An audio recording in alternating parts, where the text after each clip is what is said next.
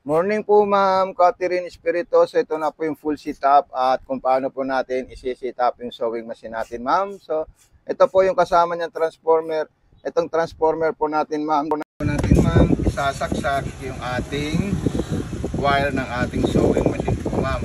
Okay, so ito po yung wire ng ating sewing machine po Ma'am. Diyan po natin siya isasaksak po Ma'am. Okay, so ito po yung pedal po niya. Tapos ito naman pong ano natin, saksakan natin Ma'am, dito po sa gilid. May saksakan po siya sa gilid. Ayan po Ma'am. Okay, so dyan po natin siya isasaksak para magamit natin. Okay, so itong ano natin, saksakan natin Ma'am.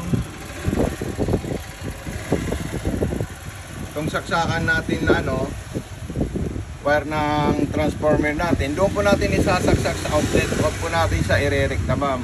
Okay? Kasi bawal po siya may rekta Ma'am. Hindi naman po siya masisira pero bawal po. So ito isasaksak po natin siya sa outlet natin.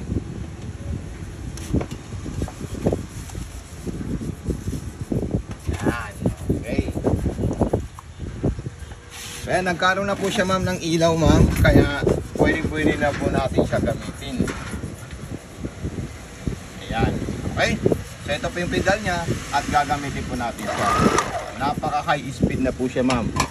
Okay, so unang-una pong gagawin natin Ma'am, sa bobbing po natin, ito po siya Ma'am. Ayan. So gaganyan lang po natin siya. Okay? Kung tatanggalin natin yung bobbing po Ma'am. Ito na po siya Ma'am. Ayan. So ito, kung gusto natin punduhan, so makikita nyo po, mayroon po siyang punduhan po doon Ma'am. Okay. Then ayan.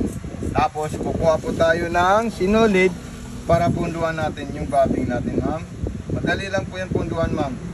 Okay, so yung sinulid lang po natin, ito sinulid natin, itatali natin dito at itutulak natin dyan. Then aapakan po natin yung pedal ng ating sewing machine. Okay, so ayan po siya. Ayan lang po siya. Pwede nyo po itataas Ma'am. Okay, so depende po sa'yo Ma'am kung gaano karami yung ipupundo nyo pong sinulid dito sa ating sewing machine. Okay, madali lang po yan. Okay, so tatanggalin ko na po siya and ilalagay ko po dito sa ating bobbing. Ayan. Then may kitkiran po siya dito Ma'am. Ayan, then igaganito po natin siya. Then guguntingin natin yung natirang sinulid natin. So ayan po. Then ipapasok po natin dyan. Tutunog po siya Ma'am pag maayos po yung pagkalagay natin ng bobbing. Ayan, tumunog po siya Ma'am. Then yung side taas naman po Ma'am, napakadali lang po Ma'am. Kasi meron po tayong lagayan dito. So ito po siya Ma'am. Ayan. Then unang-unang step natin, may bakal po dito Ma'am sa likod. Okay, tapos dire-diretso po dito. Ayan. Then sumunod naman po, may arrow po siya number 4. Pa-lifter po siya, may paganon po siya. Then dire-diretso naman po dito Ma'am. So ayan, ganyan lang po siya kadaling gamitin Ma'am. Okay? So ayan. Then ipapasok po natin siya sa butas ng karayom. Pero kung kaya nyo po ito gamitin auto shooter thread niya po Ma'am, pwede nyo po dyan aralin kung paano. So pwede po siya Ma'am. Pwede rin po siya manual po Ma'am ha. Itutusok nyo lang po sa butas ng karayom. Pagkatapos po natin itusok sa butas ng karayom, ikutin natin yung handwheel para makain niya muna yung sinulid sa ilalim na kulay pink. So depende po sa iyo kung anong sinulid ang ilalagay mo, kung true colors or lahat white or lahat black. So nasa sa inyo po yun Ma'am. So ayan po siya Ma'am. Then ito po yung mga freebies na kompleto. Wala pong labis, wala pong kulang. Okay, so ayan po siya Ma'am. Then dito po natin siya ilalagay. Ayan. Then pag nailagay natin dyan, isasalpak natin dito yan Ma'am. Ayan.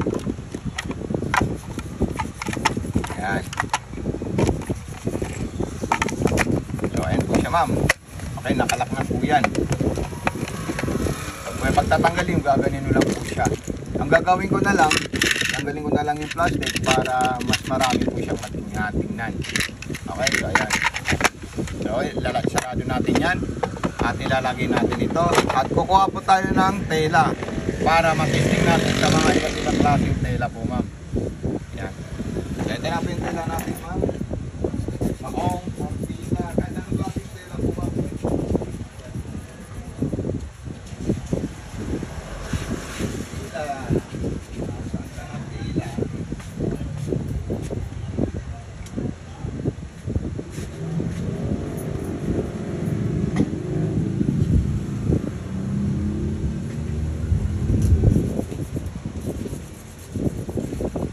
Subukan natin tila ma'am itong cotton spandex, pero katulad sinabi ko sa iyo, pwede po siya sa makakapal na tela kasi po heavy duty po siya at saka high speed po yung performance ng ating sewing machine. Ituturo ko po sa iyo ma'am yung mga dapat mong malaman kung paano po siya isi-select, kung paano po siya i-distance, lahat ng dapat mong malaman po ma'am tuturo natin sa ating video. So ito na po siya ma'am, ilalagay natin yung tela natin. Ayan. Sa ngayon nasa straight line po tayo ma'am. Ito distance kung gaano kasinsin ang gusto nating tahi. Ayan po siya ma'am. Ayan. So i-check natin kay ma'am yung ginawa niyang stitches. So ma'am, ito po siya ma'am, napaka solid po siya ma'am. Ayan. Sa likod, kulay pink. So ayan po siya ma'am. Makikita nyo naman po pag dumating sa inyo.